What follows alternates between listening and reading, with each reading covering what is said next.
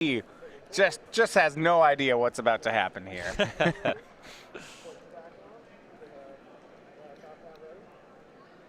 Actually, I've been interested. Paradoxical Outcome is a card that actually has seen play in some of the older formats. We see in Vintage people playing it in combo decks, even a couple attempts at it in Legacy.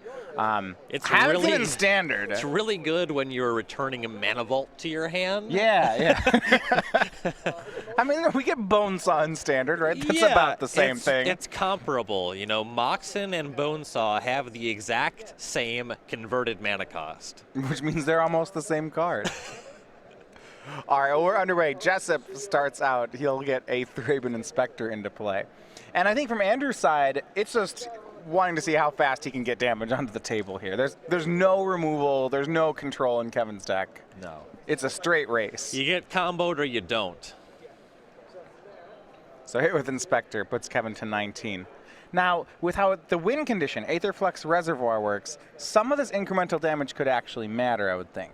It can matter. I would not be the least bit surprised if Kevin already has some Ornithopters, Bonesaws, what have you, and he's waiting until he draws the Reservoir, because that life gain trigger, it does stack with the number of spells you cast. Now, this is interesting. If he has one, he now has his first decision. Andrew's turn 2 play was Lambholt Pacifist, and if Kevin Davis does not play a spell here, it's going to actually flip into a 4/4 and be able to attack. So we see actually Kevin having to use some of his artifacts.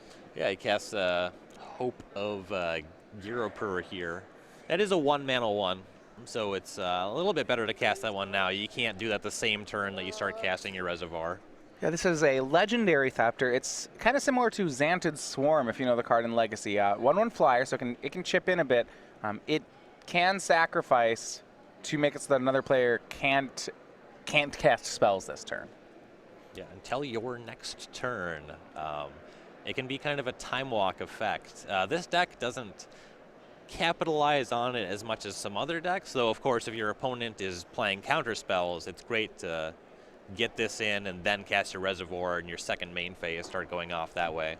All right, so Kevin didn't flip the Lambholt Pacifist, but Andrew Jessup will, so now it turns into a 4/4. And now we can see some stuff on Kevin's side. It is Cathar's Shield, Bonesaw. These are all 0-mana equipment. Tap 5, I love this. I think we're seeing Reverse Engineer, and we are. This is the improvised draw spell. So yeah, you had to play 2 cards that didn't do much, but then you just immediately replaced them. Yep, and as I alluded to earlier, it's likely that he had some of these 0-mana spells in his hand since the beginning of the game. And you kind of want to hold those for the Reservoir, but it definitely makes sense to deploy them and make your Reverse Engineer come down sooner. Now see, Ryan, he can make it a 2/4 blocker as well if he spends all of next turn equipping these things to Hope of Giropur. I would be curious to find out how often Kevin is actually equipping his creatures. Bonesaw maybe. Cathar's Shield, I don't know about that one. I'm going to go out on a limb and say that's not the A plan. And what's nice here, cast a bunch of spells, that Lambholt Pacifist flip right back over on Jessup's turn. I have cast 3 spells, right? So Andrew spent all of turn 3 flipping the Pacifist, and now it's back on the day side. Once again, it can't attack. Gideon from Andrew, and this is interesting. If he makes an emblem, the Pacifist will be able to attack. You can make an emblem or just plus the Gideon, and then it would be able to attack. Just checks for a different 4-power creature. I assume you just want to make a Knight ally here. I think that's what he's doing. There was some... Yeah, that's what he'll do. If he wanted to get very aggressive, you know, he could have either made an emblem or he actually could have just plussed the Gideon, and then Lambholt Pacifist would have been able to attack this turn. Right. Gideon wouldn't have been able to, but... Yeah. Does not have haste. Right. But it is a 5-power creature. That's the only limit on the power level of Gideon. This is a very good card. And we're going to get to see some equip. All right, Hope of Giropur picks up the Bonesaw and attacks Gideon. Bonesaw is ready. All right, it's down to 2. One more of those hits and he'll get, Andrew's going to have to plus the Gideon. Now, Kevin Davis did not play a spell that turn, so Lambholt Pacifist does flip back to being a 4/4. That one doesn't matter, though, because I think he was expecting this play where Andrew pluses Gideon. Yep, that is very likely that it's going to be able to attack this turn. The difference between 3 and 4 is fairly negligible. A big swing of 12 from Andrew Jessup will knock his paradoxical opponent down to 5. You look at Kevin's hand, looks like a fistful of islands. Yeah, I saw at least 3 or 4 islands in that hand. This is not a good spot for Davis. Well, his land drop for last turn was a copy of SCGRICH Sanitarium, which he'll use to make both players draw and discard. Yeah, and for his mana base, 19 islands, 1 sanitarium. So that's going to help him a little bit here.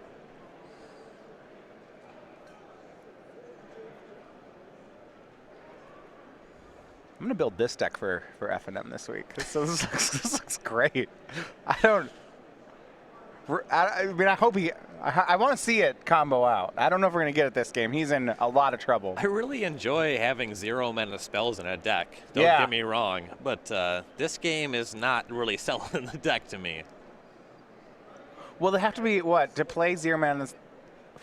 They come at a cost. Yeah. It's not a mana cost. It's a very different cost, as you see. Gideon, arguably the most powerful spell still legal in Standard, is doing a real number on Kevin. Yeah, well, the issue is that Kevin doesn't have any board control elements. You know, these creatures, there's no removal, there's no blockers.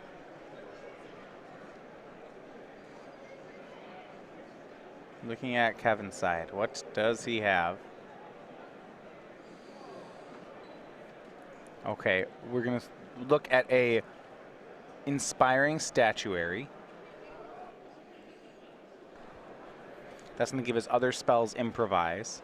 Non-artifact spells, keep in mind, so he couldn't do something like cast a Reservoir here. This card's really good when you're casting your paradoxical outcomes, because you can cast them for just a single blue mana. But right now, Kevin's in a really precarious spot. There's a lot of power on the side of Jessup here. He can't combo off just yet. He has to actually stop from dying. He's going to swing for 2. It looks like he's attacking. Now, there's a danger of Avacyn here, but Andrew will just go ahead and let Gideon go to 1. If Andrew has Avacyn, it's already bad enough for Kevin. And here is that paradoxical outcome. It's going to target 3 of the 4 artifacts. Not even target them, he just gets to bounce them. So he returns the Heart of Girapur and the 2 0 mana equipment to his hand, and he'll draw 3. And he's really looking literally for Ornithopter to chump block on this turn. He's at 5 life, so he has to not get hit by the Gideon at all. And currently, the combination of the other 3 creatures, any combination outside of Thraben Inspector plus Night Ally, is lethal.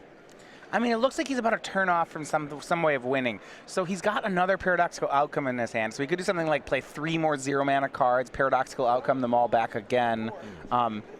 If there were an Aetherflux Reservoir in play, this would be a really monster turn for Kevin Davis. Yep, and because he doesn't have the Reservoir, he's just not doing enough. Yeah, so if you're not familiar with this combo and you're wondering what's going on here, how Aetherflux Reservoir reads is it's an artifact that's on the table that when you play a spell, gain 1 life for each spell you've played this turn. So ideally, Kevin would have done that turn but had a Reservoir in play, and he would have gained 1, 2, 3, 4, 5, 6, 7, and that would be a total of 28 life that turn.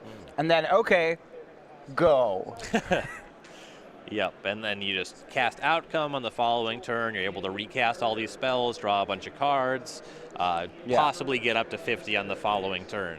And then activate it, do 50 damage to Andrew Jessup's face, game. How it works is if you do 10 spells in 1 turn with a Reservoir on board, you will gain 50. That's the number you're hoping to hit. 9 spells is 45 life, 10 spells is 55. Now we're in business. The second mode on Aetherflux Reservoir is if you pay 50 life, you can deal 50 damage to a player. I like the way that math works out. You get 10 spells for Tendrils of Agony. It does have that kind of, it feels like Storm, we're counting to 10 again. Yeah, it's like a hidden throwback. I like that as well. If you do start with more than 6 life, with 6 or more life, you only need 9. Sure. And if your opponent's at 18, you only need 9 from Tendrils. It all. Okay, yes, it's the same thing. It all checks out. All right, we're going to go ahead and look at the sideboards. We'll start over with the metagame guru that is Andrew Jessup. Playing green-white tokens. We had that one. Saw that last week, and Hunter Nance playing it to a top 4 finish.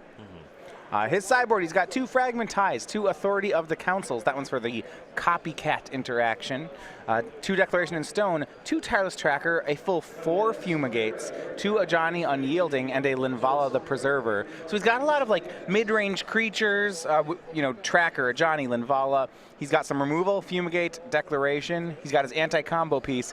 The only card I might think he would want would be maybe Fragmentize. That's the only card he's looking at, and I'm assuming that Jessup is putting Davis on this Reservoir deck. I mean, what else could he possibly be doing? He cast a Bonesaw in game 1, So I'm going to assume that Jessup is going to bring in Fragmentize here. If Davis even had Reservoir, it's very unlikely he's able to combo off that same turn unless he already has at least 5 mana sources in play. Yeah, it was like what I described last game. I said if Kevin had started this turn with a Reservoir in play, he would win. So it's kind of there's a setup turn of cast Reservoir, go, then that's like suspend 1, win the game. Yep, and Fragmentize is going to tax Kevin even more for his setup. I really do like that. On Kevin's side, he's got an Invasive Surgery, a Dispel, 2 Negates, 2 Horribly Awry, 2 more Metallic Rebuke. He has 2 in the main, so that's numbers 3 and 4. So let's just start by saying there's 8 counter spells. Then he's got 1 Engulf the Shore, a 3rd Aetherflux Reservoir on his board, a 3rd Glimmer of Genius, and then 3 copies of the card Crush of Tentacles. I'm going to assume that this extra Aetherflux Reservoir is just anytime you assume your opponent is able to destroy the 1st and 2nd copies or counter it. So if you think your green and white opponent has an answer, and it could be a wide range of things in Standard, really, I assume we're going to bring in that Reservoir here. That just makes sense. The extra counter spells, particularly the ones that counter Planeswalkers. Negate seems great. Counter Nissa or Gideon. Metallic Rebuke will counter those same spells, and even Avacyn up the curve. That card seems great. That is one of those interesting things about the green-white tokens deck, is that though it's a creature deck, Negate's actually pretty good against it. And I see a strong argument for Crush of Tentacles as well, because Jessup, he's a little bit slower on the beatdown. It takes him some time to get on the table. So the Crush of Tentacles will be able to reset the game. You get an 8/8 for your trouble as well, pressure those Planeswalkers from there. And Jessup is very unlikely to have an answer to that Octopus in the post-sideboard games. He's not going to leave things like Stasis Snare and Declaration in Stone. So I like the Crush as a sideboard plan, just in general for this deck. Yeah. So for those of you guys just joining us, we are going to be broadcasting on twitch.tv all weekend here on the SCG Tour. Come join us in the feature match area. Ryan and I will be here covering 9 rounds today. Tomorrow we'll have 6 rounds to finish up the Swiss, and then we'll have our top 8 single elimination. Join us over in the feature match area. Like I said, we'll be here the entire time. Also, we have the You Decide the quarterfinals, which means for all subscribers, when we make it to those elimination rounds, you get to pick the decks and players you want to see. Get that along with custom emoticons and a badge all over at twitch.tv/SCG Tour. Get to see democracy in action for those quarterfinal votings.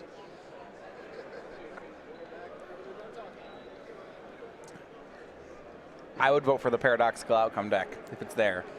Yeah, I would do that. I am such a fan. Kevin Davis has some work to do, but this deck is sweet. It does get me excited. Week 1, we really didn't see Inspiring Statuary at all. And this card just seems very pushed. It's quite powerful. It is on about the same power level as Coalition Relic, kind of as its floor. And its ceiling is it generates, 15 mana in a turn. Yeah, these are these high upside COG style cards, right? It's like when your opponent's playing something like cast a card that like a statuary. You should just be so skeptical, right? Because for that card to be worth it in their deck, they have to be generating 10 mana off it. There's some cards when your opponent casts them, you think their deck is either very bad or very good, and you're not sure which. Inspiring Statuary is one of those cards. They're either going to do something totally broken and destroy you, or they just don't really understand how to evaluate cards. And for Davis, his deck is very capable of just winning out of nowhere. Underway for game 2. Kevin's just going to set up. His mana base just, other than that one Sanitarium, just all basic islands. He's really just hoping that Jessup has a slow start. And in these sideboard games, he has much better interaction. He has those Metallic Rebukes, he has Negates, so he's not going to be just destroyed by a Gideon like he was in game 1. Yeah, you know, it really was just Gideon. If you looked at that first game, it's not like Andrew's clock was that fast. He had a turn 2 Lambholt Pacifist, but he never got to attack with it. It was really just turn 4 Gideon. Yeah, it took some time. You know, Andrew took a turn off to flip the Pacifist over. Davis flipped it right back. It took actual Gideon becoming a 5/5 for that thing to start attacking. Andrew's going to spend turn 2 with a pair of Oath of Nissas. They find him a Canopy Vista, and it looks like a Heart of Kiran is the other option. Or he'll go for Westvale Abbey. Now, he did pass over one of those Fragmentizes in the Oaths, so yes, they have come in out of the sideboard. I would assume that Jessup is Landlight if he's picking Abbey. Abbey is quite good against controlling decks. You're able to make the stream of tokens. Davis's deck is not the kind of deck where Abbey has very much power. If he had all the land drops that he wanted to make, I would assume that the Heart of Kiran would be a better pick. Yeah, I was right. No, I normally thought he'd take the threat here. For Kevin, it's an end step Anticipate.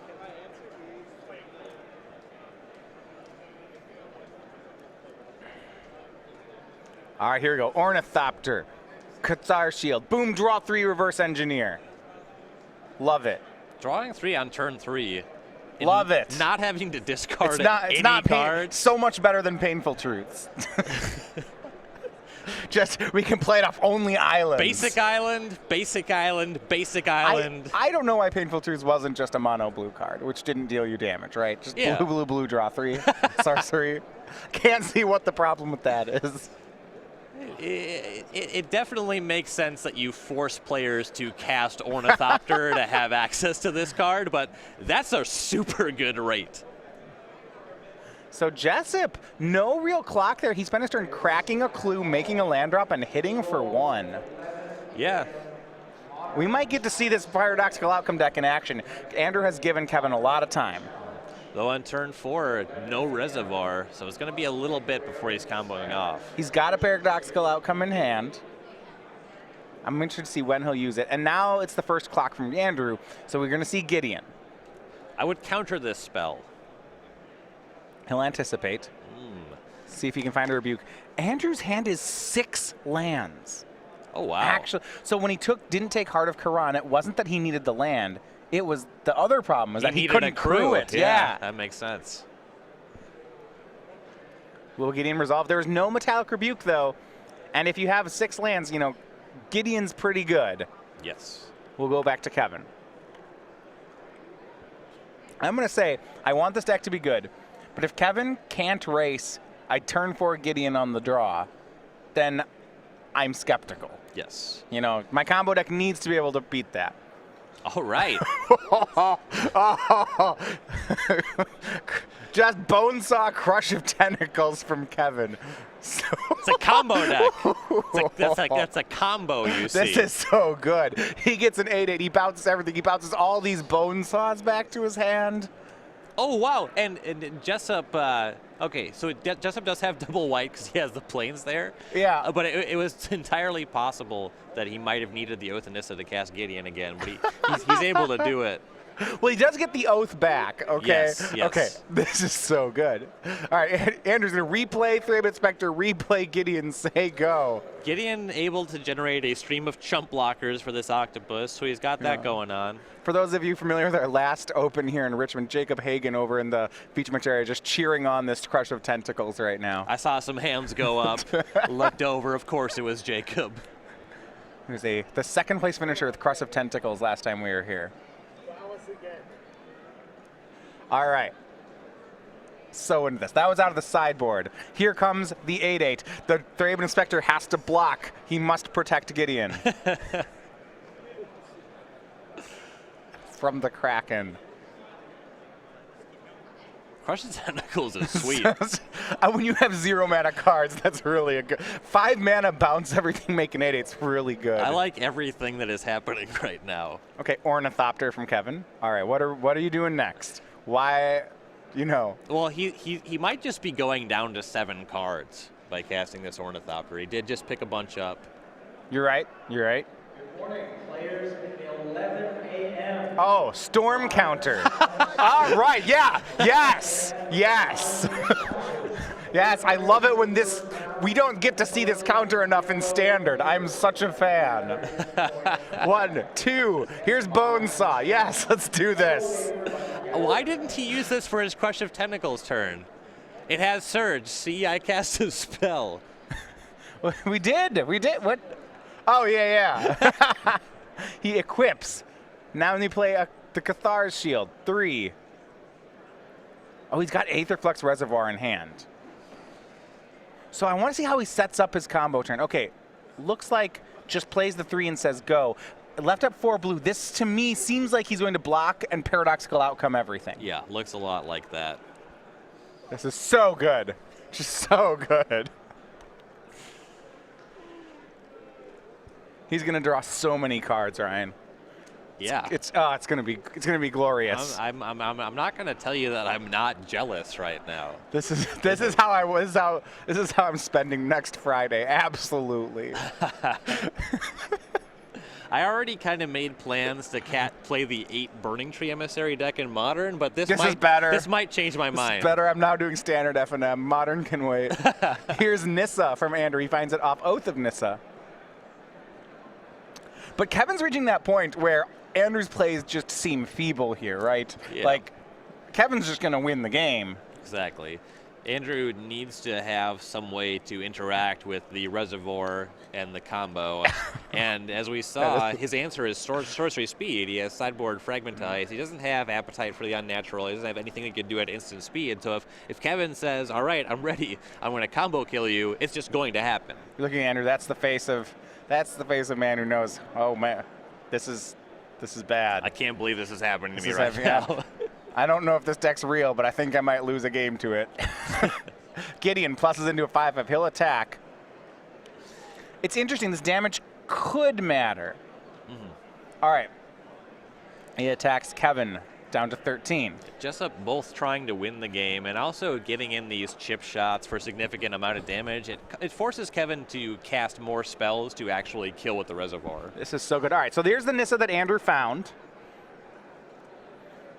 So plus and make a plan. But remember, I was actually surprised that Kevin took this damage. I thought he was going to block and Paradoxical Outcome.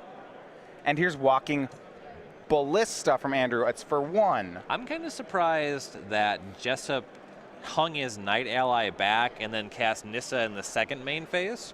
Like, he definitely wants to chump block that Octopus, protect his Planeswalkers. So here's Paradoxical Outcome, drawing 3 and bouncing Kevin's things. So if this was his play, he could have gained 5 life, but that might not matter in the grand scheme of things. Mm-hmm. Maybe the flexibility is better. I do see what you're saying, though, where we'll see if any of Andrew's blockers matter, though, right? Well, Kevin doesn't know that Andrew's only answer to Aetherflux Reservoir is a Sorcery Speed spell. So now he knows that Jessup is tapped out, which he didn't do in his first main phase. All right. Here we see Inspiring Statuary. Now everything has Improvise. Well, the non-artifacts have Improvise, and there's no way for him to cheat costs on the Reservoir. I think everything else, yes. Yes. Yep, that one's always going to cost 4. The 8/8. Kevin thought about attacking with his 8/8, but that's not looking that good anymore. Mm-hmm. Plenty of chump blockers hanging out over there. You do have to worry here about that Westvale Abbey. That could mean something. We see Ornithopter now from Davis. Storm to 2. Ornithopter, Storm to 3. How is he going to cast? I don't see how he's going to get that Reservoir into play, Ryan. That's my issue here. This is great. I love the Storm we're building here. Yeah, on this turn, I just don't think he's going to be able to. Okay, Paradoxical. This is great. Can't tell you how big of a fan I am, but I don't see how we're winning. Not yet. Oh, if he gets Barrel's Expertise, he can cheat. There we go. That's it. He draws into Barrel's Expertise. He then uses all the artifacts to improvise Barrel's Expertise and puts the Reservoir into play. All right. I love that. This is so good. Oh my gosh, he's got 2. Yeah, there's 2 copies in the main deck. Yeah. That's how this is so good. He is drawing a lot of cards. There's no guarantee that he's able to find it even drawing a lot, but I do like the plan here. Then at He least storms at 6. If he can find Barrel's expertise, this is done. Yep. I don't think he did. He's got 2 more paradoxical outcomes, though, so, like, he, he could just make a bunch of blockers, a bunch of creatures, block everything, paradoxical them all. I think he's fine. He's certainly not going to die on the following turn. Right. Yeah, the play I'd like to make is to make a ton of blockers, block everything on Andrew's turn, paradoxical everything back to his hand, and go for it again next turn. If he didn't find Barrel's expertise, that seems to be the way to go. Yep. Remember, that's another way to get around that pesky hand limit, you know? Just put it on the table. Doesn't cost anything to cast an Ornithopter. Dump all the artifacts. So he replays the 4/0 mana artifacts. He's down to 7 cards in hand, and then he says go. So he has held up. Yeah, he does have at least 1 paradoxical in his hand, so that'll be a draw 4.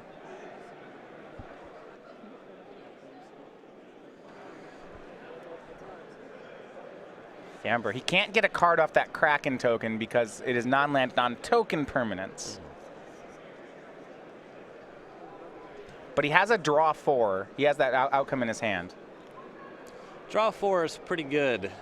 Tap 2 islands for that effect. 1 island. 1 island. Sure. Whatever, man. In case we draw into anticipate, then we can cast it off the statuary and the other island. See? When you're right, you're right.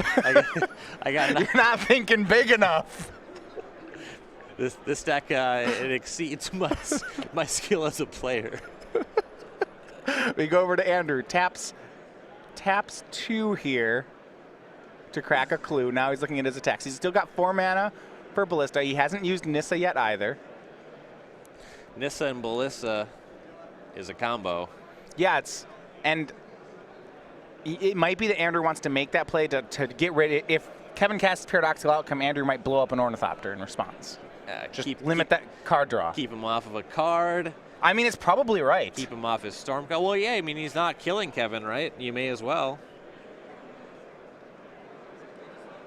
And -2 Nissa seems like the play on this board. It looks pretty good. If your plan is to just go wider than these things, I just don't think that Andrew has enough time. Kevin has drawn a lot of extra cards in this game, and he is threatening to draw even more. Jessup has to figure that he has 1 or 2 turns, and that's counting this current turn. Like I said, there's as soon as Kevin finds a Barrel's expertise, that turn is going to be the end of the game. Yep. He'll bounce Andrew's things, sneak that reservoir into play. And could I be more excited? No. No, this is peak. So here's the combo. He gets this card. He taps 2 islands, and he improvises the rest of the mana. He bounces Andrew's things, and then he puts the reservoir into play off that second half of this card. Once the Flux Reservoir is into play, he recasts all these 0 mana cards and just gains a lot of life and 50s Andrew. And Andrew casting Verdurous Gearhulk. I think this makes a lot of sense. He just wants to put it all on the Ballista as well. Mm-hmm. All right, and then Nissa will mine it. So this is the most damage he could push. It's the most aggressive line. Love it. Yeah, this seems great. I imagine he'll kill all the Ornithopters in response to the Paradoxical Outcome. Just less cards, less cards, less cards. Yep. I mean, he either has lethal this turn or he doesn't. Ooh, he's going for this main phase. Well, hold on. If he removes all these blockers, it still does not appear to be lethal.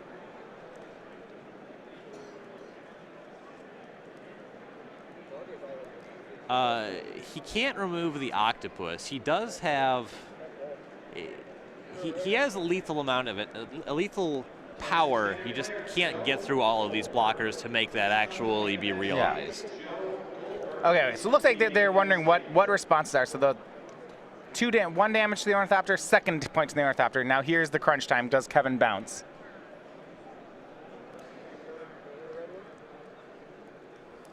If he bounces both Ornithopters, or if Jessup currently uses the Ballista. So right now he has a 6-power Gideon, a 3-power Night Ally, and a 1-power Plant, a 4-power Ballista that are all going to attack. The Charger was a 6. It got all 4 of the Gearhulk counters. It got a counter off the Nissa.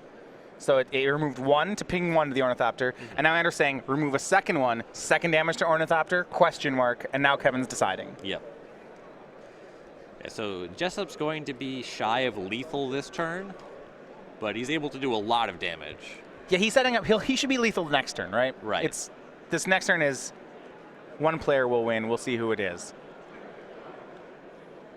Paradoxical outcome in response to the second charger activation. And Kevin is going to cast Paradoxical Outcome. He has to tap 3 of his artifacts to do it.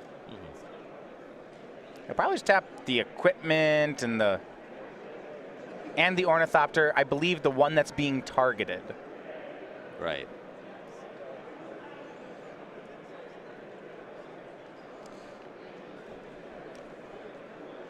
Yeah, they're all getting bounced anyway. So he bounces all 4 cards, draws 4.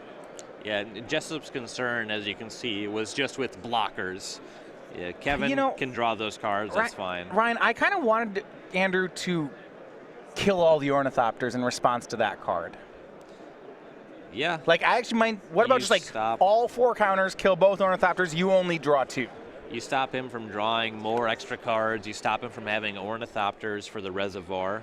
I know that saying you're stopping him from having Ornithopters sounds kind of silly, but I think it might matter here. That's the linchpin. Yeah.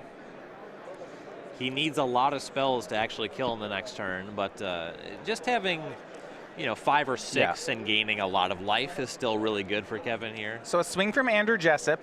The Gideon is blocked, and it looks like Kevin takes 4 from the 4, 5, 6, 7, 8 damage, goes to 5. Only 4 counters on the archive, so he's at 1. At 5 and a virtual 1 if Andrew wants to make it that. And Andrew's already used all of his mana, so he can't produce another counter for the Ballista. Yeah, he's going to finish off the Octopus token. That's fine. So now Kevin's just got to win here. Or I guess if he finds Crush of Tentacles, that's good enough. You can reset things. Well, no, he'd still die to the Ballista. Andrew would shoot him for 1, bounce everything, play an 8th land, play it on 4, deal 4 more. That would do it. Yeah, so you got to win now, Kevin. Show us what your deck does. Look at all these Bone Saws and Reservoirs and Ornithopters. He's got some Crush of Tentacles in his hand. When you have this many cards in your hand and any number of them are Bone Saw and you're not winning, Your decks, you're not doing it right. pretty skeptical. All right. Aetherflux Reservoir. We're going to gain some life. All right, Storm is 1. Yes. All right, it's game time. Bone Saw. All right, gain 2, up to 7. This is great. Bone Saw, gain 3. So what we're looking at here, because starting with a second spells, if he can play 9 spells this turn, he will gain 44 life, and 10 spells will gain 54 life.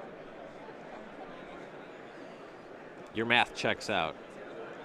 Well, I should hope so. I assume. I didn't actually double check. Yeah, I was like, so this is a total of 14 life gained. So he's played 5 0-mana cards after the Reservoir. So we'll make that total of 20 gained. These are triangular numbers if you're following with us. That could mean anything. I could have just made that up. And Barrel's Expertise, this is great. He's bouncing 3 of his own artifacts to his hand. And I think if this resolves, he's going to put another Reservoir into play, which is definitely lethal. Yes. Yeah. All right. Oh, no, this is really lethal. This is spell number 7. He can. Okay, Andrew's saying, no. Kill some of your things in response. Stop. If you were wondering what Barrel's expertise is, it's gonna win. It's gonna win so much. It's combo killing. That's what he excels at. So those at. bounce, and now he can put something to play. How about another Reservoir? Boom. That doesn't. So he doesn't actually get that Storm trigger off it because he. No, you may cast. It counts. It counts. Okay, so now this one gains 9 twice. It gains 18. Now, yeah, that's game. Kevin Davis takes that one. Yes. Going to game 3. We did it. I don't know if it's the best deck in the format. Oh, it's got to be. It's just this. He broke it. But I want to watch this all day. All right. So Kevin Davis evens things up. And how important, Woo! how strong, I love this Crush of Tentacles sideboard plan. I mean, the turn 5 where Kevin's play was Bonesaw, Crush of Tentacles, that was sweet. That's a combo. 0 mana artifact, surge spell. Your turn. Dude, I mean, Andrew had a reasonable board. It bounced everything and then made this 8/8. It took Andrew a good 2 or 3 turns to beat through that. And I like it in the sideboard too, because there's decks that's not going to matter against. This heavy Planeswalker aggressive deck that's kind of mid-range, great. Love this plan. Wow, okay. They're guys going to get ready for a game 3 with 15 minutes to remain. As they do, remember, we will have this archive. All of this glorious match of Paradox Telecom will be available on YouTube, of course. It starts next week. You can find that on YouTube, coverage of all our previous events, in addition to the Versus series we have on the site Star City Games, our Commander Versus series, Magic Online Plays testing, and then Best of the SCG Tour and more. So you can subscribe today at youtube.com/StarCityGames. Jeremy Knowles split second, also a feature. That one's pretty cool. Can't respond to that one. No, it just happens. Yeah, that's why the comments on it are closed, is what I heard, right? Comments are disabled, and everybody just knows what's in it. If you type knowledge. a mana ability into the comments, that's okay. Yes, we are only accepting comments in the form of mana abilities and triggers and flipping up morphs. And more, yes, you can unmorph in the comments. Static abilities play. All right, so Andrew's gonna be back on the play, and okay, as glorious as that game was for Kevin Davis, his deck looks real slow, Ryan. I'm gonna remember that Andrew's play that game was turn 1 Thraben Inspector, turn 2 double Oath of Nissa, turn 3 crack a clue, do nothing else, turn 4 Gideon on the draw. That is slow. Well, when you look at Jessup's deck list and certainly his sideboard, he's expecting to play a lot of mid-range mirrors. And he has a plan for that. He has a plan to sideboard to be better in those matchups. He has close to nothing for a deck like this. Well, it's okay, but here's my issue, right? Andrew had a very slow hand on the draw, and he got Kevin Davis to 1. So I love combo decks, but there's one thing. When I play a combo deck against a green-white deck, I want to win the race, okay? And I'm not sure Kevin does it. I'm slightly skeptical of playing fewer than 4 reservoirs. We'll see. All right, Andrew has his 1-drop for the 3rd game in a row. It's Thraben Inspector. Last game, that was his only threat for a really long time. We'll see if he can do better. I would hope so. Not yet. We're looking at Oath of Nissa. This looks pretty familiar. But Lambholt Pacifist and Gideon and Tireless Tracker in this. You see Andrew going straight for Lambholt Pacifist. That he certainly wants a clock. Would have been better as a draw step for the turn, because he could actually cast and then it. next turn he cracks the clue, and he should have played it that way. So if you are wondering if Andrew Jessup stacks his deck, the answer is obviously no.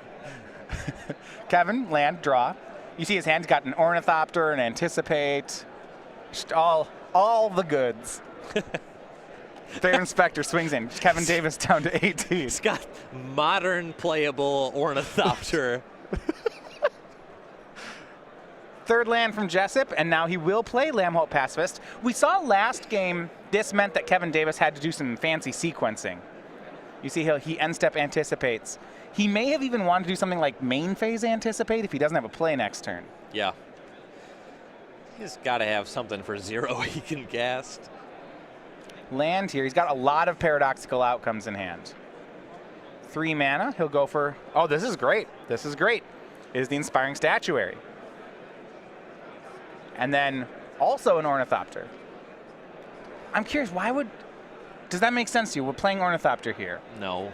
I don't understand that. No, I mean, it blocks, we got to figure it out. It blocks Thraben Inspector. Oh, wow. Are we just playing that as a way to block? We could have done that on turn 1. we could be at 20, Ryan. Took 2 damage for nothing. I always wish that Ornithopter had flash for that play, right? Just why? just imagine, okay, you turn 2, you attack that Thraben Inspector, and just flash an Ornithopter into play, just gotcha. Practically a Kasali ambusher. Well, I mean, I don't think it would be too good with flash, okay? It would just be sweet. I'm inclined to agree. Declaration in stone on the Ornithopter. Boom. Has that ever happened in the history of Magic? Is that a first? You know, most times I'm really happy. And Andrew, by casting that Declaration in Stone, he didn't get to flip his pacifist. So now Kevin is, wait, wow. the clue plays. Okay, yeah, the clue makes mana. Oh, wow. That is quite the drawback. Ornithopter, Glimmer of Genius for 1. Thanks for the clue. Jeez. Kevin he's already won the tournament. All right, just no need for the rest of the weekend. We'll just be give this man the trophy, cut him a check. We're done. We'll just be here proxying some blue cards. Don't mind us. That's a Glimmer. All right, he scries at the bottom, then draws a pair of islands. Okay. Likely not what we're looking for. Kevin's deck only plays 20 lands. Yeah. So he plays the 4th land, can say go. He does. It's not so bad here. He's got 2 energy now. I don't think that plays at all. No. But what? Okay. He's got at least 1 outcome in his hand, and he has that clue he can crack. Looks like he has 2 paradoxical outcomes, Island and Barrel's Expertise in hand. And as of now, he's still at 17. He has some time. He would really like it if that pacifist didn't flip. Yes. And he's already cast Glimmer. He's cast a spell. You see, we go back to Andrew, and he really slowly untaps his lands. The kind of, okay, this isn't a situation Andrew's been in before. Looks to be some confusion here. Perhaps Kevin is stopping Andrew at his upkeep. Well, nothing's going to flip. Glimmer was cast main phase. Yeah, some sort of judge call. We'll figure out what that is. Oh, he had played 2 lands that turn on accident. Okay, so Kevin will get a warning for that. Yep. For all the guys catching it on Twitch, thank you very much as well. Can't do that. All right, now here's a big one. It is the Verdurous Gear Hulk from Andrew Jessup. This will put counters everywhere. On top of that, it's a 4-power creature, so Lamholt Pacifist is able to attack. Yep. Big damage from Jessup. Turn the heat up on this clock. All right. He's dividing it evenly, making both his creatures into 4s, swinging for 8. Javis will go down to 9. And now Jessup has a lethal attack on the following turn. Davis has to do something. He will. Looks like he's thinking about cracking a clue. He's deciding between that and outcome. He goes for clue. Draws Aetherflux Reservoir. Great. He has Barrel's Expertise as well, so he has that 1-2 punch. He can make Andrew pick up his whole board. Love it. Or maybe just some of the board. We'll see what he wants to do. Kevin's got plays. Here is, okay, so we're Storm Token is out. 1 spell. It's going to be the Shield. Remember, the blue spells all have, we get to do this. Blue 3, Barrel's Expertise. We're improvising it. Bounce 3, put a 4-mana card into cast a 4-mana spell for free. Is he going to bounce Andrew's things or his own things? Can he win here? Exactly. The question that he's weighing, is Jessup dead or is he dead? If he's dead, he bounces Jessup's stuff. If Jessup's dead, he bounces his own stuff. Well, he can bounce all his own things. Yeah, he's going to bounce Lamholt Pacifist, it looks like.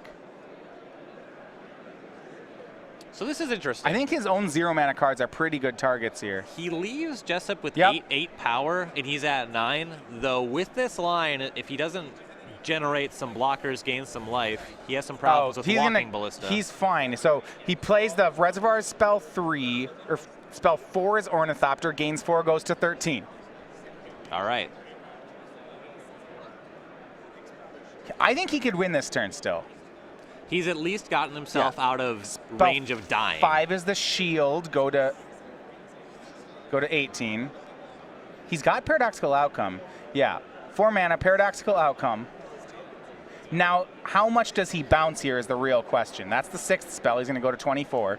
Certainly the 0-mana cards does... I was wondering whether or not the Statuary was going to come as well. If he already had another outcome in hand... Okay, Bonesaw, that's 7, goes to 31. I think he's down it, Ryan. Ornithopter, spell 8, goes to 39. He needs 2 more. I think he's got it. Yeah, Shield. Spell number 9 goes to 48. He's got some kind of blue If it's a blue card, he can improvise it. he can cast whatever that is. Another paradoxical outcome. That's going to do it. certainly And enough. Andrew extends the hand, and it Wow. is Kevin Davis. Paradoxical outcome, taking the first match. Maybe it is the best deck in the format. Oh, man.